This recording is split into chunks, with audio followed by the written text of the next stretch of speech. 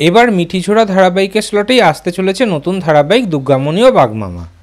Channel থেকে জানিয়ে দেওয়া হয়েছে যে 3রা মার্চ থেকে শুরু হতে চলেছে এই নতুন ধারাবাহিকটি। 3রা মার্চ থেকে সোম থেকে শুক্র রাত 9:30 স্লটে মানে মিঠিঝোড়া ধারাবাহিকের স্লটেই দেখা যাবে এই নতুন ধারাবাহিকটিকে। ধারাবাহিকে প্রধান ভূমিকায় অভিনয় করছেন মানালি দে এবং রাহুল দেব বোস। এই ধারাবাহিকটিকে যে রাত 9:30 স্লটে দেওয়া হবে সেটা কিন্তু কেউই ভাবতে পারেনি। তাহলে এবার প্রশ্ন হলো যে মিঠিঝোড়া ধারাবাহিকটির কী হবে? ধারাবাহিকটি শেষ হয়ে যাবে নাকি ধারাবাহিকের টাইম স্লট পাল্টাবে? এখনও অবধি খবর নিয়ে যা জানতে পেরেছি সেই অনুযায়ী ধারাবাহিকটি নাকি এখনই শেষ করা হবে না, ধারাবাহিকের টাইম স্লট পাল্টানো হবে। তবে চ্যানেল এবং প্রোডাকশন হাউস কিন্তু এখনও অবধি তাদের সিদ্ধান্ত ফাইনাল করেনি, মানে তারা শেষও করে দিতে পারে আবার টাইম স্লট পাল্টাতেও পারে।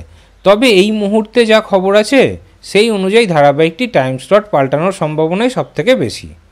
তাহলে আপনারা কি চান, মিঠিঝোড়া ধারাবাহিকটি শেষ হয়ে যাক নাকি ধারাবাহিকের টাইম স্লট পাল্টাক?